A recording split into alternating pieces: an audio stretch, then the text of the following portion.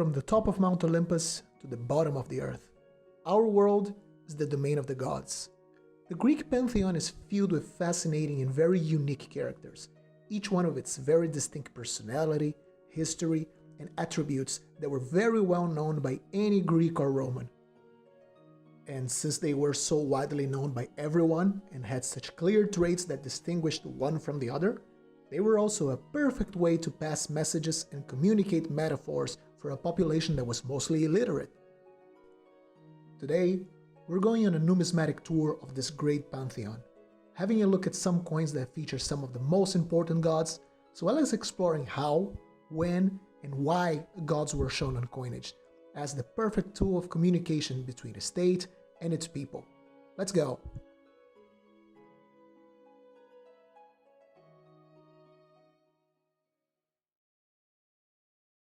There's something very unique about how Greco-Roman religions depicted the divine forces compared to modern mainstream religions, such as the main Abrahamic faiths.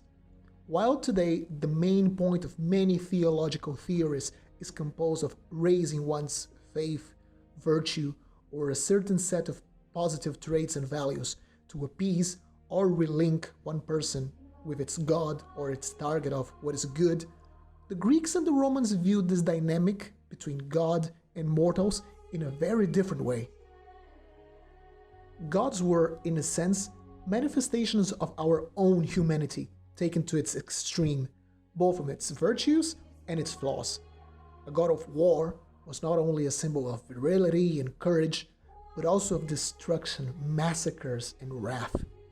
The king of the gods, unbeatable in its authority and wisdom to rule, could also be carried away by his pride, using of any means necessary to have the women he desired, even through acts of cruelty.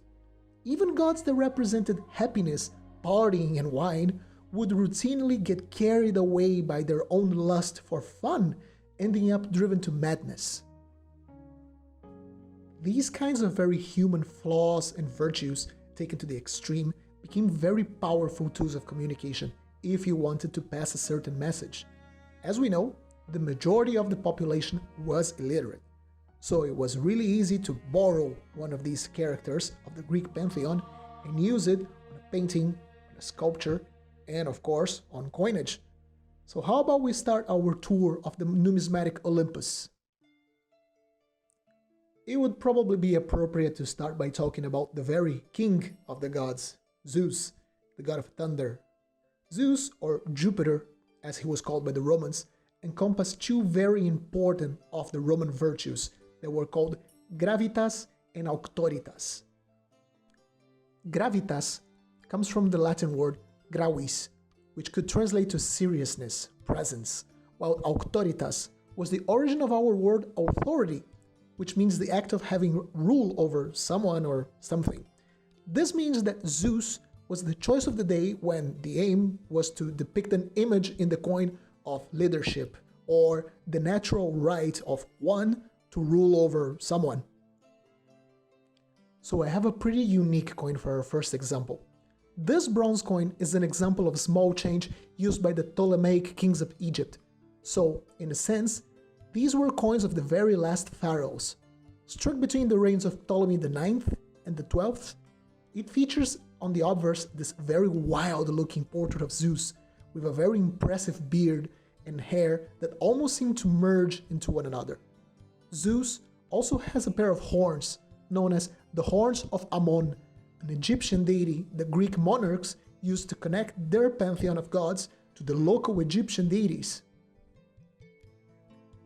The reverse features the animal that was always associated with Zeus, the eagle.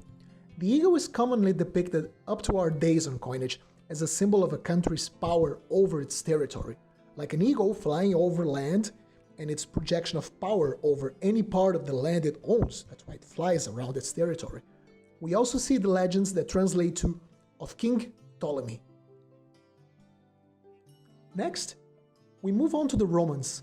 While Jupiter, their interpretation of Zeus, was also routinely used on most symbols related to the imperial power, from the eagles on Roman military standards to busts and statues of the god being commonplace on any imperial property. One of the emperors who used Jupiter's image to exhaustion probably must have been Diocletian, the man who brought the end of the crisis of the 3rd century and helped Rome avoid an earlier collapse. He was obsessed with the idea of asserting his power, and this is what we see here on the obverse of this coin, struck around the year 294 AD. Here we see Diocletian wearing scale armor and the legends Imperator Caesar Gaius Valerianus Diocletianus Pius Felix Augustus, announcing his imperial titles. The reverse has this lovely depiction of a tiny little Diocletian being protected and guided by a gigantic Jupiter, holding a staff, symbol of power, and his mighty thunderbolt, ready to strike down any enemies of his beloved Roman emperor. The legends Ioi Conservatori was a very popular Roman imperial slogan, which roughly translates to Jupiter, the maintainer, the protector. If Zeus was a very common, if not the most commonly depicted deity on coins, his daughter, the goddess Athena, must have been a close second. The goddess of wisdom, civilization, and defensive wars was commonly shown on coins as the great protector of a city, a figure which combined attributes of a protective mother, so to speak, as an incarnation of one's native city-state, and a powerful defender. So for an example of Athena on coinage, we go back to an old favorite city of this channel, the city of Syracuse in Sicily, where between 405 and 367 BC, this very thick bronze coin was struck.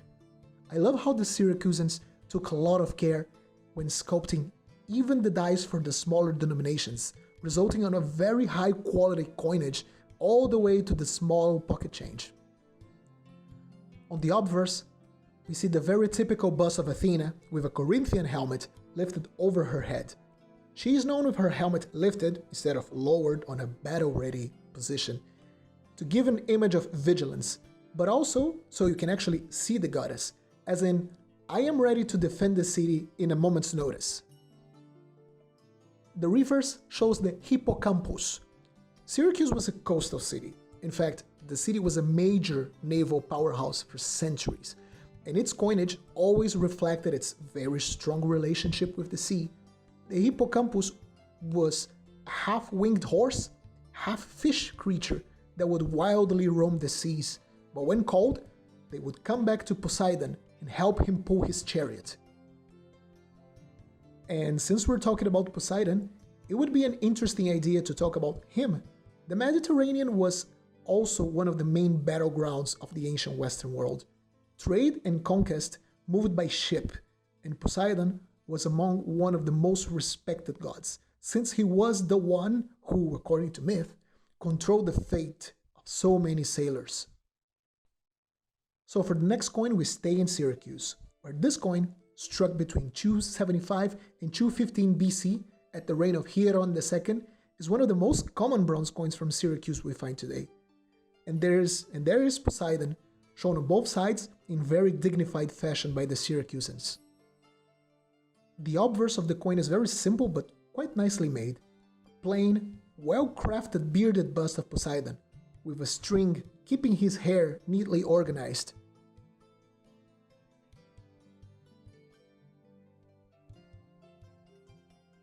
The reverse shows prominently the trident of the sea god, which he used to shake the seas and strike down any vessels that displeased him with his storms. Also nicely decorated, considering this coin would be minted in vast numbers.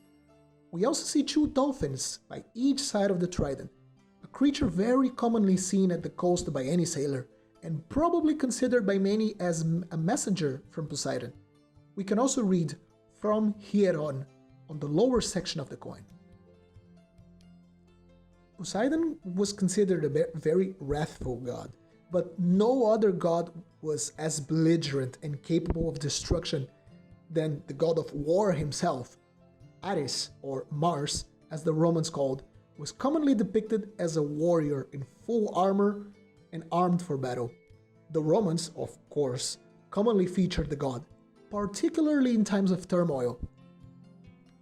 This next coin, an Antoninianus struck under Gordian III between 240 and 241 AD, is an interesting example on how violent the ancient world could be. Gordian ascended to the position of emperor when he was just a teenager, but by that time, the position of emperor was so precarious, we see a small boy emperor having to show the god of war on his coinage, to show he would not be bullied around. On the obverse, we can see the 15-year-old emperor with the radiated crown and the legends Imperator Gordianus Pius Felix Augustus.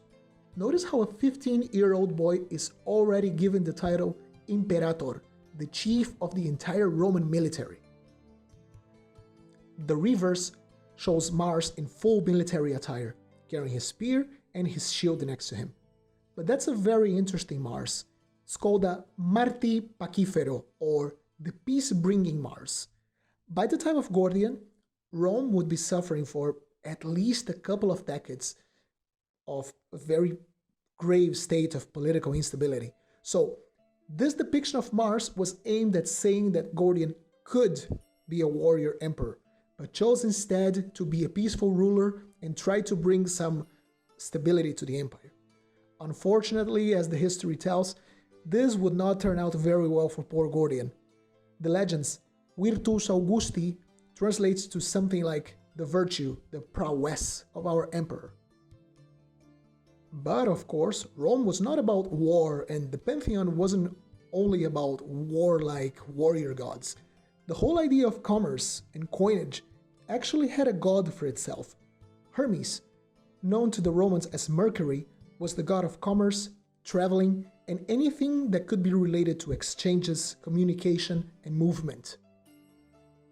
Roman Republican bronze coins would use different deities on different denominations as an easy way to distinguish between them. They used little pellets as marks of value previously, but these eroded away quite quickly, so one could look at the god in the coin and figure out how much it was worth, like this semiunkia, struck around 215 BC. On the obverse, we see the face of Mercury, looking right, wearing his magical cap with little wings, which allow him to move rapidly around the world.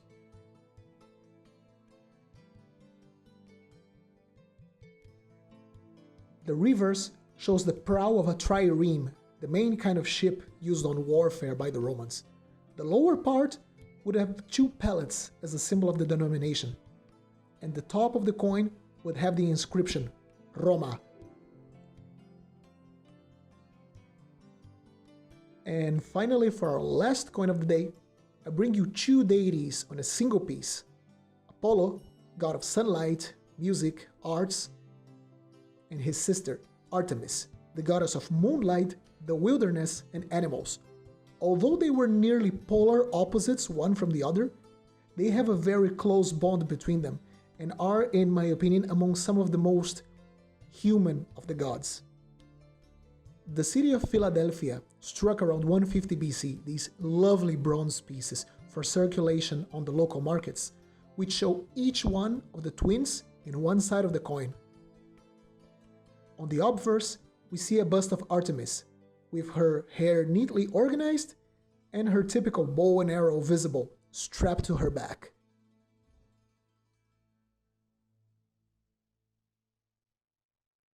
On the reverse, we see Apollo seated, resting his arm on a lyre, holding a patera, and the nicest touch in my opinion is this lovely little owl perched to his throne, almost like a little messenger from Athena. The issuing of coins in the city was the responsibility of the archiereos, the chief priest and administrator of internal affairs. And that's what we find on the legends, an official inscription of who's responsible for the issuing of these coins. The legends we can see translate to Hermippos, son of Hermogenos, archiereos of Philadelphia. Building a typeset of all Greek gods, from the main 12 to the minor deities, is actually a very big numismatic challenge, but it is also a very beautiful one when assembled together, as they offer such a nice variety in styles, shapes, and sizes from coins of every corner of the Hellenistic world.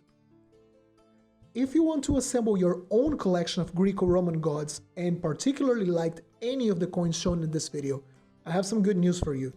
If you're watching this video before the 10th and 11th of April 2021, our sponsors at Savoca Coins will be organizing their 99th Blue Auction, where these and over 2,000 other great coins will be up for auction. Their Blue Auctions feature all kinds of coins, from Greek, Roman, medieval, and even modern, and are a great opportunity to expand your collection in a more affordable way. So if you're interested, definitely check them out. And if you're watching this video after the auction date, don't worry, just head over to savoca-coins.com and take a look, as another auction should definitely be happening soon. Well, now it's your turn, collectors. Have you got coins depicting any ancient gods? Which one is your favorite? Are you looking for any particular god next? Let us know in the comments, and please leave a like and subscribe so we can keep bringing ancient coins to YouTube for a long time. I hope you all stay safe and see you soon.